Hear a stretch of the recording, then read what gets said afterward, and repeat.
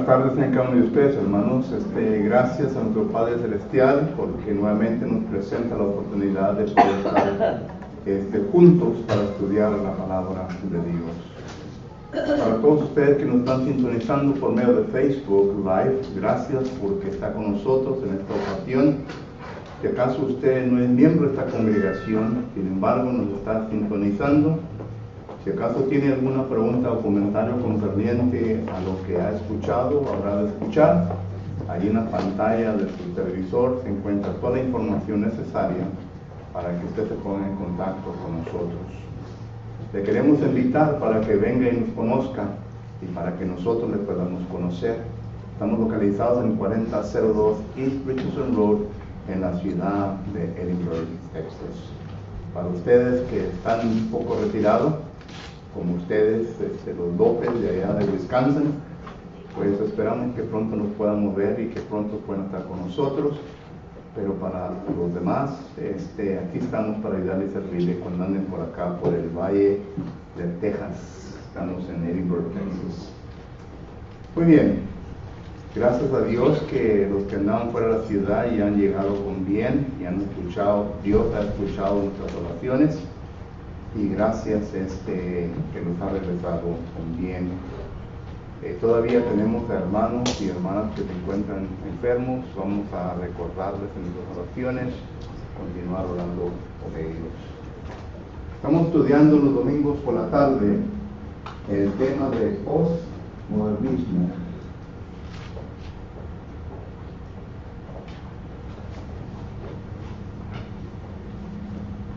Esto se encuentra este es el tópico, ¿verdad? El tema central que hemos estado estudiando es peligros en la congregación. Peligros en la congregación. Siempre hay peligros dentro de la congregación, ¿verdad? Uno, pues, en ocasiones se dice, bueno, en la iglesia es en donde Satanás no está, en la iglesia es en donde Satanás está. Porque es en donde más daño quiere causar, ¿verdad? Y claro que Satanás no se va a aparecer individualmente presente, ¿verdad? Como lo presenta la lotería, sino que se va a presentar por medio de la influencia de varias cosas. Y el postmodernismo es una influencia que viene de Satanás, y los falsos maestros vienen a inculcar esto, a meter esto dentro de la iglesia. Recuerden lo que dice la segunda carta de Pedro, capítulo 2 y versículo 1. En la segunda carta de Pedro, capítulo 2 y versículo 1, es el apóstol Pedro que nos dice lo siguiente: pero hubo también falsos profetas entre el pueblo, como habrá entre vosotros falsos maestros, que introducirán encubiertamente herejías destructoras, y aún negarán al Señor que nos resucitó, atrayendo sobre sí mismo destrucción repentina. Pero lo que hay que siempre recordar es esta verdad que se encuentra en las Sagradas Escrituras. El postmodernismo, la primera ocasión que estuvimos juntos, dimos una introducción, la cual no voy a dar en esta ocasión, pero dimos una introducción a nuestro tema, y también miramos etimológicamente, y también concerniente a los lexicógrafos, la definición de esta palabra, y entramos un poco, ¿verdad?, en el tercer punto, y hemos estado contestando la pregunta: ¿cómo ha entrado el postmodernismo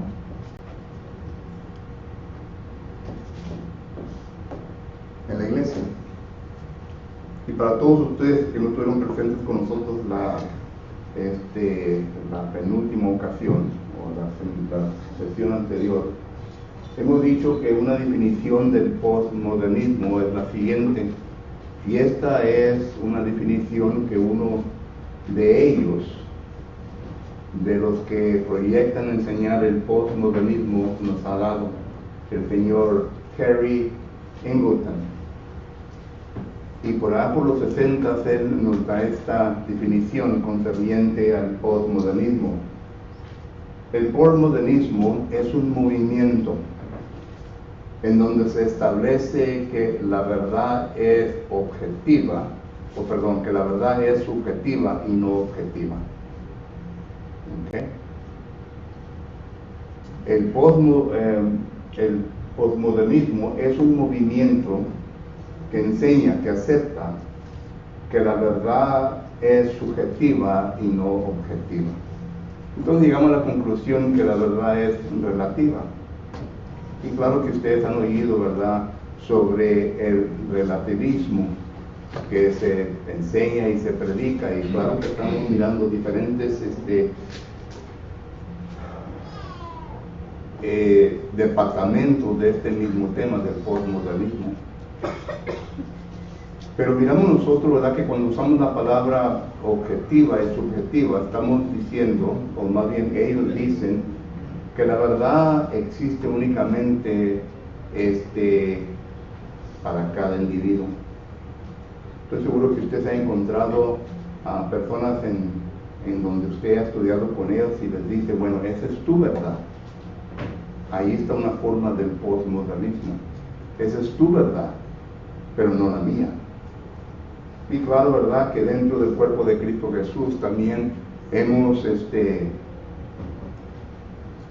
tenido situaciones en cuando hemos discutido alguna situación entre hermanos, especialmente cuando se está llevando a cabo la disciplina dentro de la iglesia, y ellos han llegado a decir, bueno, esa es tu manera de interpretar las Escrituras, dando a entender que esa es tu verdad, pero no es la verdad realmente que yo acepto. Yo recuerdo una vez que un hermano me dijo eso, ¿verdad?, en la cara. Estamos hablando con él, estamos yo y él hablando a solas, y me dijo, bueno, esa es tu verdad, eso es como tú interpretas la Escritura. Le dije, hermano, entonces, ¿qué otra manera se puede interpretar este versículo, el cual estamos considerando en este tiempo? Pero el postmodernismo ha entrado dentro del cuerpo de Cristo Jesús. Entonces, llegamos al punto, a la pregunta, ¿cómo ha entrado el postmodernismo dentro del cuerpo de Cristo Jesús? Y todo esto nos lleva, hermanos, aquí empezamos a hablar concerniente, ¿verdad?, a la nueva hermenéutica.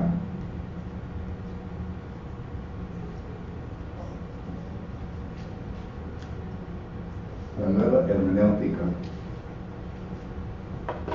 Este movimiento empezó por los 70s y empezó por dos profesores de la Iglesia de Cristo. Un profesor de Pepperdine llamado Thomas H. Aldrich, y también por el profesor Leonard C. Allen de la Universidad de Abilene Christian College. En ese tiempo ellos escribieron varios libros, los cuales usted los puede buscar en el internet, ¿verdad? Pero tengan cuidado si acaso los días de comprar y a leerlos, ¿verdad?, porque son muy persuasivos, ¿verdad? Vienen a persuadir a la persona en su manera de pensar. Entonces, lo que tengan cuidado.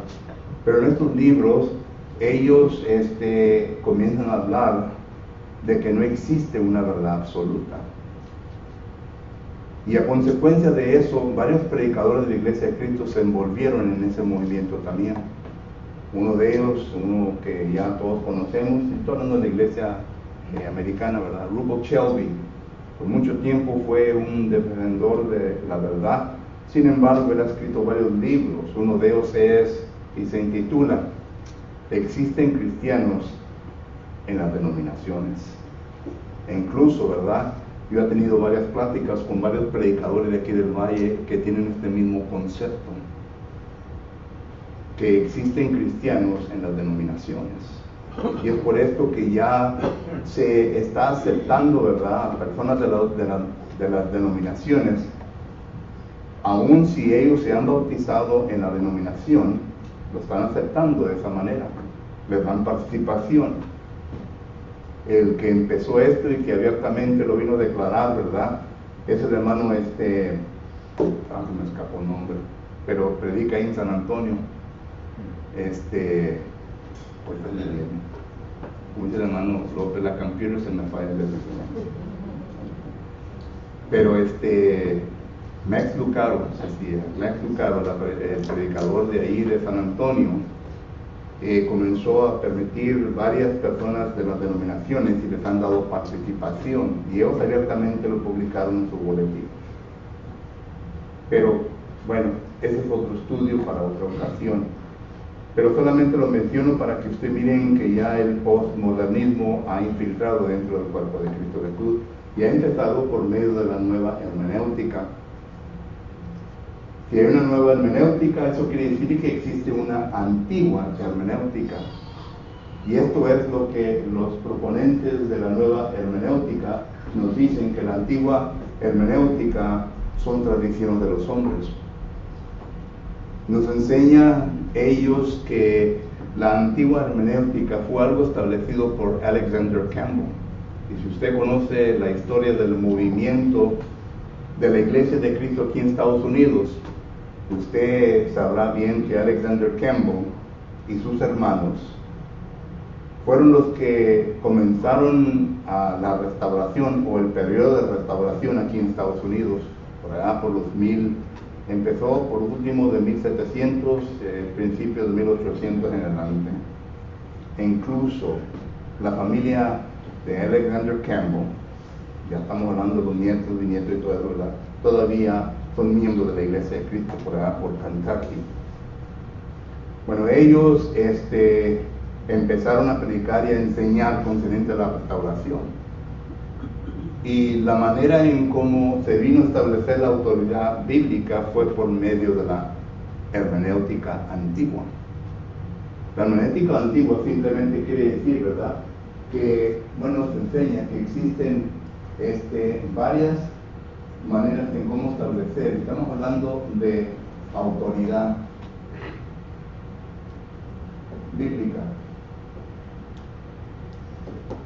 Note, el postmodernismo es que la verdad es subjetiva y no objetiva.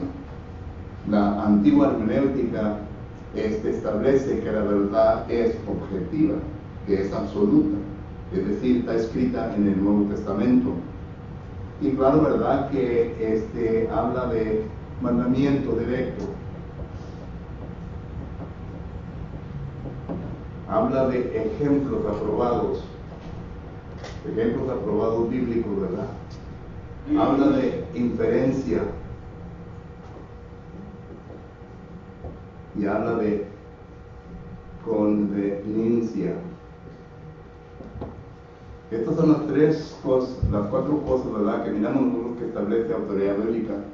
Porque para todo lo que usted y yo hagamos bíblicamente, Colosenses capítulo 3 y versículo 17, todo lo que yo enseño, todo lo que yo predico y todo lo que yo hago tiene que ser por la autoridad de Cristo Jesús. Ahí está la autoridad, ahí está la verdad. Cristo vino a este mundo, Juan capítulo 1 versículo 17, y Él trajo la verdad, y esa verdad se la enseñó a sus discípulos, los apóstoles, y los apóstoles se la enseñaron a la iglesia, Hechos 2:42, y la iglesia ahora entonces es columna y baluarte de la verdad. Primera de Timoteo capítulo 3 y versículo 15. Y es la verdad que debemos de enseñar, pero lo tenemos que hacer por medio de estas cuatro cosas. La nueva hermenéutica dice que esto es tradición de los hombres. Alejandro Campbell empezó esto, pero Alejandro Campbell no empezó esto.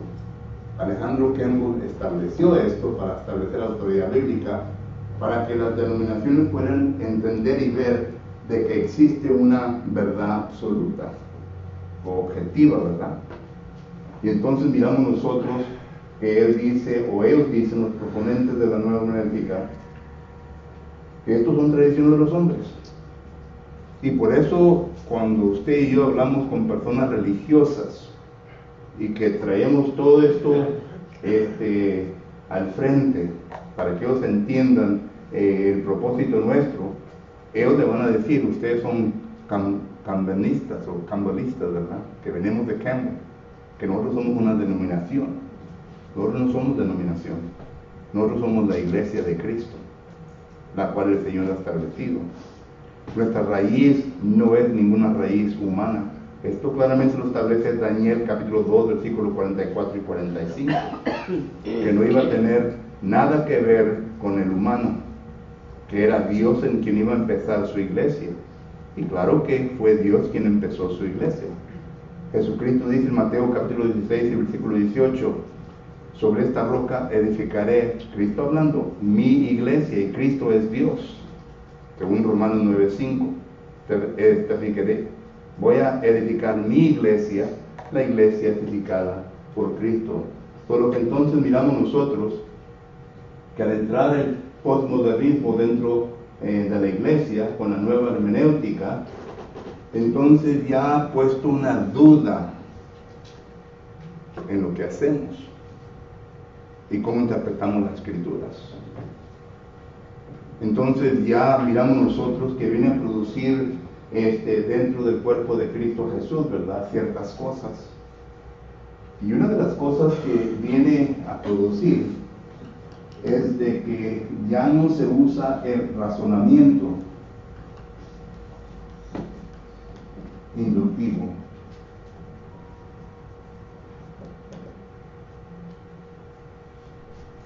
El critical thinking es en inglés. We no longer use our critical thinking habits. Ya no meditamos sobre las escrituras. Y esto es muy peligroso, hermanos, porque número uno, va a caer a lo que otra persona le enseña. No lo va a cuestionar. No va a cuestionar a nadie que le enseñe concerniente a la palabra de Dios. Segundo, no va a investigar a la persona que está enseñándole si acaso es verdad o es falsedad. ¿Entendemos eso? No va a cuestionar a la persona, sino que, como decimos en inglés, se va a comer la carnada, bait, hook y todo. Se va a ganchar.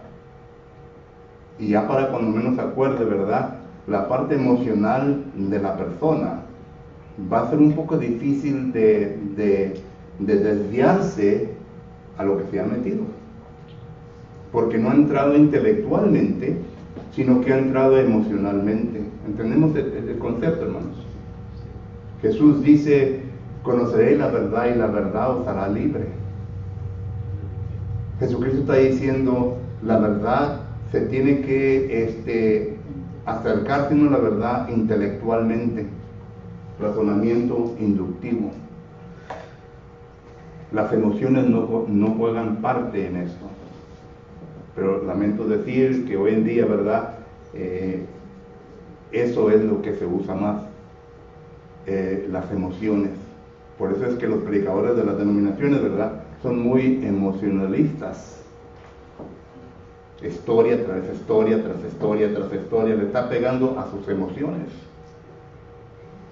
Hasta en ocasiones he oído personas que dicen, ese señor me hizo llorar. Le igual las emociones. Es igual como un vendedor, ¿verdad? Un vendedor sabe bien que usar la táctica de las emociones, ¿verdad? En ocasiones es necesario. Y comienzan. Solo que entonces miramos nosotros que lo que ha causado del postmodernismo, ¿verdad?, es que la nueva hermenéutica ha entrado y esto ha producido una falta de razonamiento inductivo. Y esto fue lo que sucedió, hermanos, a los cristianos del primer siglo. No todos, ¿verdad?, pero algunos. Cuando usted lee Hebreos capítulo 5, versículo 11, no sé lo que dice el autor de esta carta.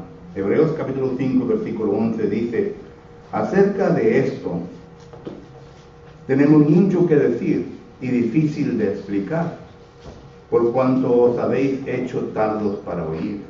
¿Nota lo que el autor está diciendo aquí? El autor está tratando con asuntos muy dificultosos, asuntos críticos. Está tratando con los judaizantes. Para usted que no conoce la historia de todo esto, los judaizantes eran miembros del cuerpo de Cristo Jesús. Pero los judaizantes no usaban su razonamiento inductivo, sino que ellos se apegaban a lo que se les había enseñado posteriormente, que es al Talmud, lo que habían enseñado los rabí. Bueno, Jesucristo lo pone de esta manera en Mateo capítulo 15, versículos 7 y 8, las tradiciones de los hombres. Y esta gente nunca usó su intelecto, su razonamiento. Y entonces el autor le dice aquí acerca de estas cosas. ¿Qué cosas? De las cosas que les estaba impidiendo a ellos que abiertamente aceptaran a Cristo Jesús. Y esto es del Antiguo Testamento. Le dice el autor, son un poco difíciles de entender, pero ustedes no entienden. Y el autor nos da la conclusión en por qué no entendieron y por qué eran difíciles para ellos. Noten por qué dice, porque eran tardos para oír. Es interesante esta palabra tardos. Si uno hiciera una traducción literal, la palabra, y quizás se oiga un poquito fuerte, ¿verdad? Son estúpidos en la palabra. En inglés es stupid, retarded. Es lo que es. Que su mente estaba en un sentido retardada, que no podía entender las cosas que se le estaban enseñando. Y entonces la pregunta viene, ¿verdad? ¿Por qué? Si Dios nos ha dado un libre albedrío, si Dios nos ha dado una facultad mental en la cual nosotros podemos llegar a este punto. De otra manera, Jehová Dios no les hubiera dicho al pueblo de él, en Isaías capítulo 1, venid, vamos a averiguar estas cosas. Noten, Jehová Dios le está haciendo una llamada al pueblo de él para que vengan a razonar inductivamente. Cuando Job no pudo entender el por qué le estaba pasando lo que le estaba pasando, vino a decir muchas cosas en contra de Dios, y Dios le dice, ok, quiero que tú vengas y vamos a razonar juntos. Y esto lo puede ver en Job capítulo 37, 38 y 39, en donde Dios le está poniendo varios escenarios a Job para que él venga a razonar. Y le dice Dios a Job, ¿en dónde estabas tú cuando esto se hizo? Y esta figura de razonar se usa con frecuencia en el Antiguo Testamento, Isaías capítulo 43. Pero ya entrando en el Nuevo Testamento, noten lo que miramos nosotros concerniente al razonamiento inductivo.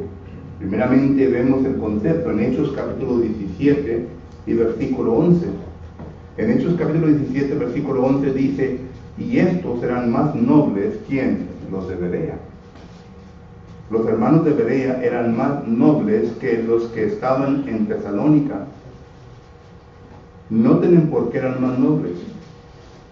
Pues recibieron la palabra con toda solicitud, escudriñando cada día las escrituras para ver si estas cosas eran así. Noten el concepto o los conceptos que miramos aquí. Número 1, ¿verdad?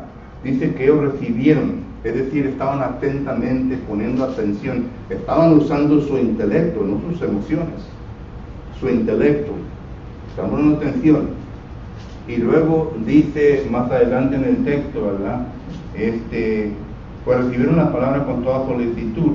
Esta frase, recibieron la palabra con toda solicitud, quiere decir que al cuestionar lo dicho por el orador, y que llegaron a la conclusión de que era conforme a la verdad objetiva, entonces ellos siguieron escudriñando las escrituras para ver si acaso las cosas eran así. Es decir, ya comenzaron a hacer preguntas. Todo lo que envuelve todo esto, el escuchar, el poner atención, en cuestionar al orador, a los conceptos que se está diciendo, que se está llevando a cabo, y comparándolo con las escrituras, a ver si acaso esto era cierto. Noten, la conclusión o aquello lo cual usaron para ver si acaso era verdad, era la verdad absoluta, las escrituras. No usaron subjetivamente lo que ellos creyeron. Aquí la opinión de ellos no se viene a establecer. Bueno, ¿qué piensas tú? ¿Cómo ves tú las cosas? Porque si usted recuerda bien, en Juan capítulo 18, este fue el escenario con Pilato, ¿recuerdan? En Juan capítulo 18 y versículos 36, 37 y 38, note lo que dice Juan capítulo 18, versículos, empieza del 36. Respondió Jesús: mi reino no es de este mundo. Mi reino, si mi reino fuera de este mundo, mis servidores pelearían para que yo no fuera entregado a los judíos, pero mi reino no es de aquí.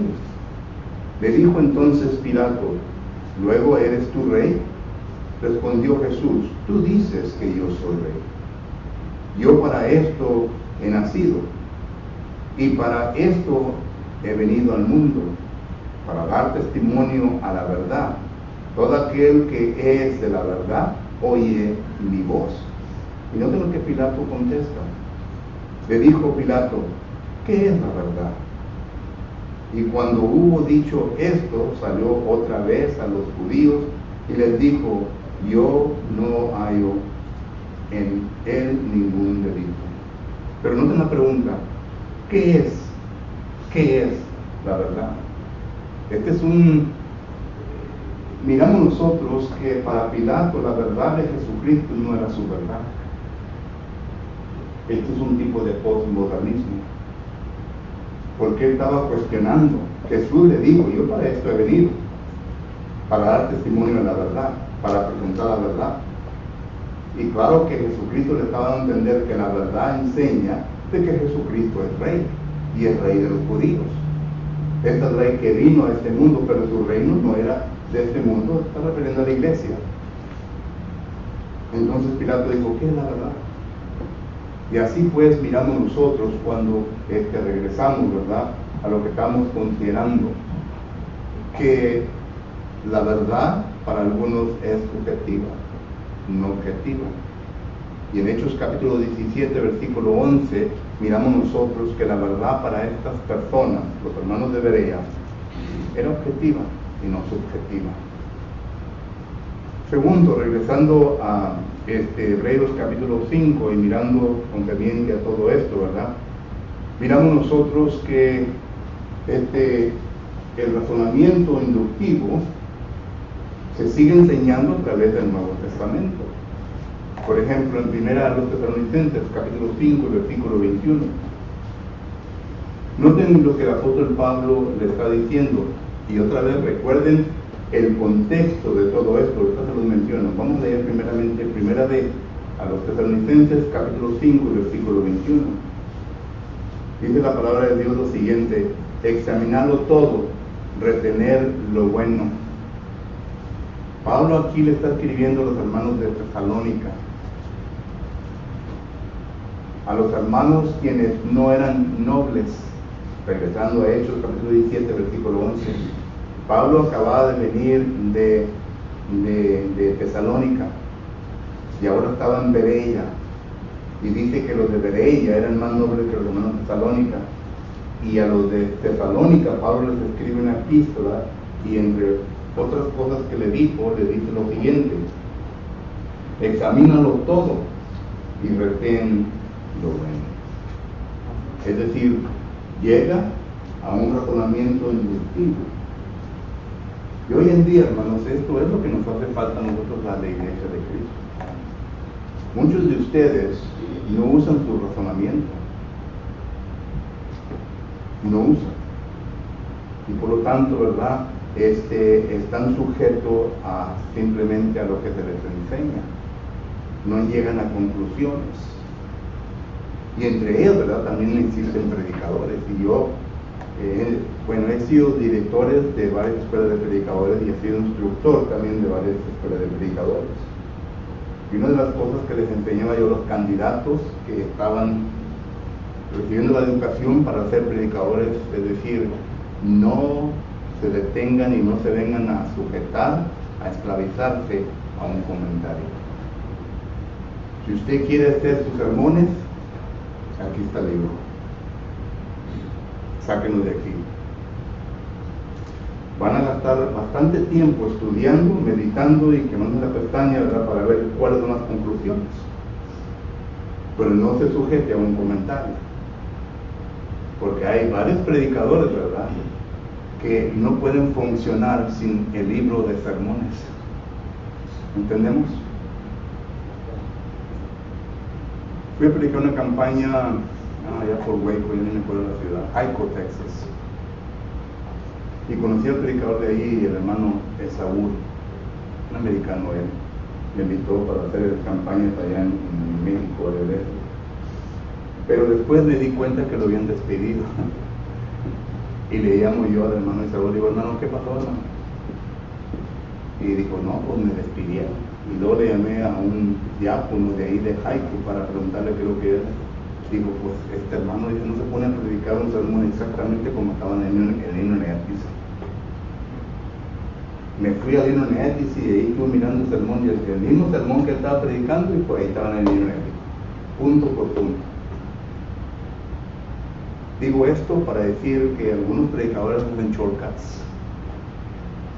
Quieren pasar más tiempo, ¿verdad?, divirtiéndose, haciendo las cosas y no estudiando para predicar la palabra del Señor, no usando su razonamiento inductivo.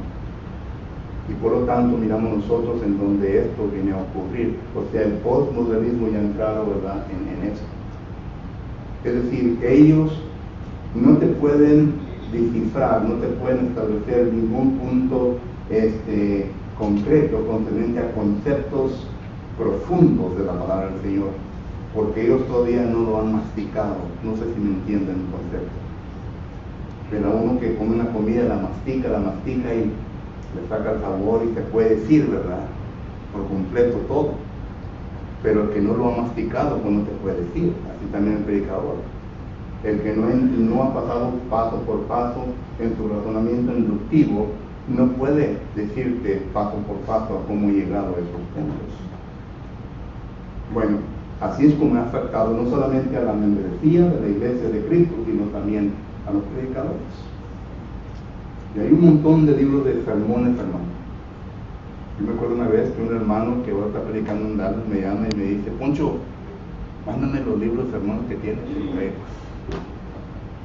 no tengo libros de sermones. Digo, ahí está la Biblia. Dice, no, tú sabes lo que escribes. Digo, tampoco los escribo. Pero dice, bueno, mándame sermones. Pero a eso hemos llegado, hermanos. Estamos hablando en cómo ha entrado y lo que ha producido dentro del cuerpo de Cristo Jesús. Bueno, perdón, vamos a hablar de otros puntos. Punto número 4, sobre el daño que ha causado el postmodernismo dentro del cuerpo de Cristo Jesús. Ya no me queda tiempo para entrar a este punto, pero déjeme decirle solamente algunas cosas. Usted seguramente que ha visto algunas innovaciones dentro del cuerpo de Cristo Jesús. Bueno, vamos a ver eso y a otras cosas que se han resultado a consecuencia del postmodernismo dentro del cuerpo de Cristo Jesús. Y a lo mejor vamos a llegar a un tiempo, hermanos, cuando la Iglesia de Cristo ya no se va a conocer como la Iglesia de Cristo, sino se va a ver como una denominación. Es decir, se le va a dar lo que a la membresía quiere. Hay congregaciones, ¿verdad?, que no quieren predicadores que vengan a citar versículo tras versículo tras versículo, sino que quieren historias, quieren reírse, quieren carcajearse, ¿verdad? Quieren salir de ahí sintiéndose bien, no quieren salir sintiéndose culpable, etcétera, etcétera. Bueno, vamos a ver esto y muchas otras cosas, ¿verdad?, el daño que ha causado el posmodernismo. Tiempo para preguntas o comentarios. Mano, ahorita mencionó usted Hebreos 5, ¿verdad? Y lo que estaba viendo yo para comprender que entendemos en el capítulo 5, versículo 14, esta es una versión diferente. Como digo, Hebreos 5:14 dice: mas la vianda, dice, firme es para los perfectos, para los que por la costumbre tienen los sentidos ejercitados en el discernimiento del bien y del mal. Entonces, si nosotros tenemos el discernimiento, si tenemos los sentidos, porque aquí está la respuesta a lo que estaba preguntando. El razonamiento. Si nosotros razonamos, ponemos como dijo usted ahorita, el critical thinking. Si nosotros hacemos eso, nosotros venimos a sacar conclusiones y no nos creemos de lo que nos digan, sino que nosotros podemos ver y comprobar la verdad, ¿verdad? La verdad que mencionaba Pilar. La palabra golpe ahí, ¿verdad? Es la palabra griega esta. Si no, tiene que ver con la mente. Usted puede hacer un estudio de esa palabra griega y se puede dar cuenta, ¿verdad?, lo que la palabra enseña. Pero lo que es la falta de usar el razonamiento, la facultad que Dios nos ha dado. Y Dios nos ha dado esto, hermano, desde el principio. No podemos pensar por sí mismos. Otra cosa, hermano, muchos no sabemos, ¿verdad? O muchos sabemos, no sé, pero la forma de cómo usted ahorita lo mismo lo dijo ahorita, de que cuando uno lee, ¿verdad? Uno lee, tienes visión en lo que estás leyendo, y entonces es diferente que escuchar. Entonces, si se quema uno las pestañas leyendo, estás pagando el precio y aprendes. Pero si nada más escuchas, no es lo mismo. No es lo mismo nada más escuchar. Pero es nada más, ¿verdad?, para que sepamos. Pero la verdad es que leyendo tienes la visión, y si lo mencionas, pues tienes el auditivo, y luego también escuchas. Son cosas que usas cuando uno lee. Pero cuando no lees, nada más escuchas, pues nada más estás escuchando. Puedes estar imaginando, pero no es lo mismo. Esto es lo que dice Apocalipsis capítulo 1, versículo 3. Bienaventurado el que lee y que pone en práctica lo que lee. Noten las tres cosas que se mencionan en el versículo 3. No solamente tiene que leer, sino que tiene que poner en práctica. Y para poner en práctica, para asimilar en nuestra vida, hermano, tenemos que entender el concepto. Porque para hacer lo que se nos enseña, por lo que se envuelven, como dice el hermano Carlos, se envuelven varias cosas. Hermano, hablamos de los dos. Sí, digo, ahí como razonamiento, ¿verdad? Cuando acusaban a la mujer adúltera, ¿verdad? Y Jesucristo dijo, alto, ¿verdad? Sino que tire la primera piedra, que tire. Ahí puede entrar también, ellos tenían como razón, pero Jesucristo dijo, deténgase, ¿verdad? Que tire la primera piedra. Y qué bueno que menciona este ejemplo, hermano, porque miren, en este ejemplo miramos varias cosas. Ahí miramos un poco de posmodernismo, ¿verdad? Los que acusaban a la mujer tenían su propia verdad. Ellos habían establecido su propia verdad.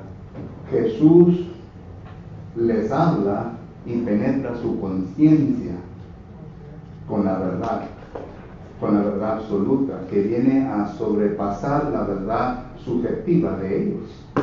Y por eso es que nadie le juntó la piedra, ¿verdad?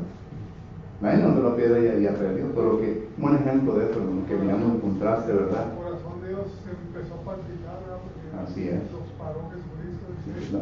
Sí, la palabra de Jesucristo es como una espada de dos filos. Bueno, no es como, sino que es una espada de dos filos, que penetra hasta lo más profundo de su ser. Y fue Jesucristo quien dijo eso. ¿Hermano? Hermano, los judaizantes eran personas que se habían entregado al cristianismo, pero no querían soltar su religión, su cultura, su costumbre. Hoy en día, lamentablemente, en las iglesias de Cristo está pasando lo mismo. Vienen católicos de ciertas sectas y quieren hacerse el cristianismo, pero no quieren despegarse de sus costumbres, que esto me enseñó mi abuelo, que esto me enseñó esto. Entonces, y muchas veces volvemos a lo mismo, el predicador, los ancianos o nosotros mismos tenemos la culpa por no defender el evangelio. Nos hace falta mucho el celo vivo por Dios. Nos hace falta mucho celo. Yo podré ser con usted afuera muy risueño, pero dentro de lo que es el cuerpo de Cristo, el que me conoce sabe que yo soy bien celoso y yo no tolero nada. Yo afuera soy muy platicador y me río, pero aquí adentro es otra cosa. Nos falta el celo, hermano. Y muchas veces estas personas, los judaizantes, no querían despegarse de su viejo hombre, de su cultura. ¿Por qué? Porque no escudriñaban las escrituras, estaban cegados y aferrados a que la idea o la opinión de ellos era la verdad y así era. Entonces pasa lo mismo hoy en día. Tenemos que escudriñar, que no es lo mismo por ser hermano que vas a leer a escudriñar. Escudriñar, tú vas a poder discernir las cosas espirituales, y es lo que a veces nos hace falta, tener discernimiento para poder comprender las escrituras. Así es. Entonces todas estas palabras tienen un significado, pero hay que aclararlas más. ¿Qué significa escudriñar? Discernir. ¿Qué es discernir? Comprender las cosas espirituales. Entonces hay muchas palabras que tenemos que explicar para que la audiencia entienda y comprenda. Sí. Recuerda que cuando una persona se convierte al cristianismo, hermano, ya trae muchos argumentos, conceptos formulados. Y el apóstol Pablo habla de esto en 2 Corintios capítulo 10, versículo 4 y 5.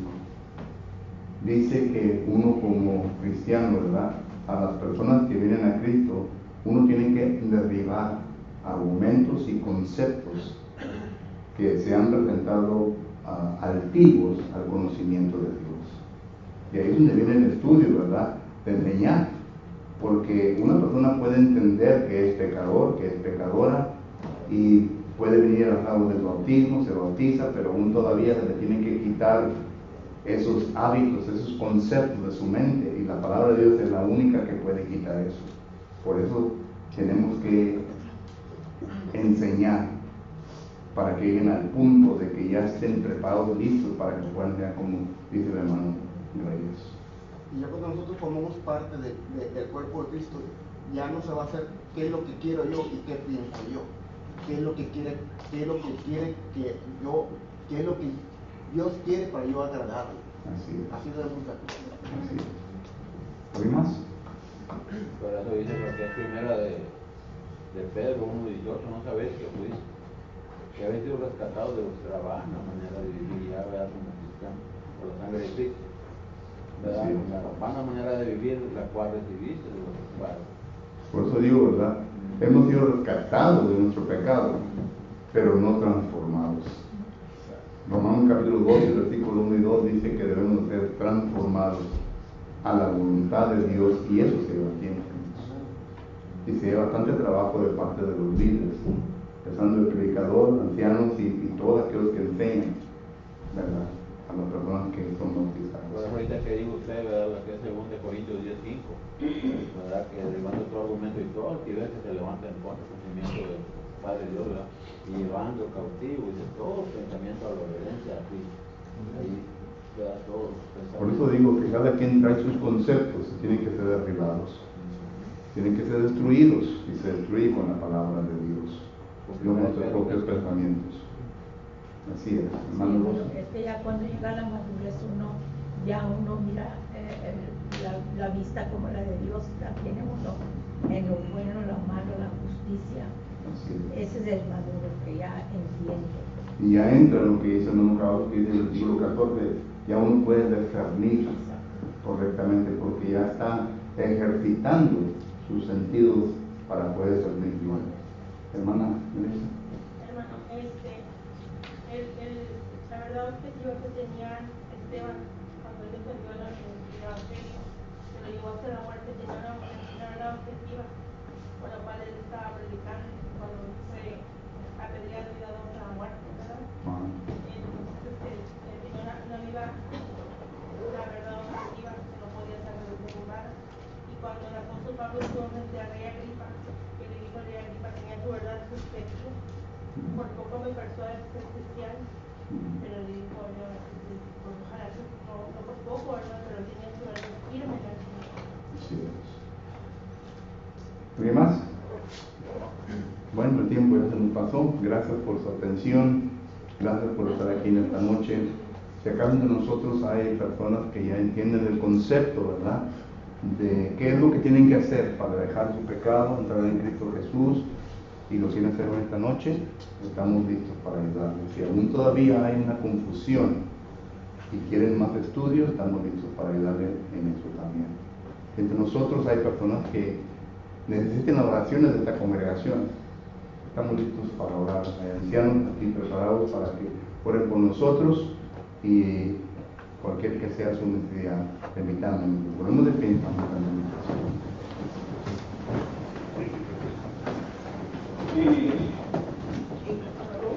Vamos a estar puestos al pie, hermanos, para entonar el canto número 90, cuando andemos con Dios. Número 90. Vamos a entonar este hermoso canto mientras que usted tiene la oportunidad, analícese y dígale como Elías, heme aquí, Señor. Número 90, cuando andemos con Dios. Si estamos listos, cantemos. Cuando andemos con Dios, escuchando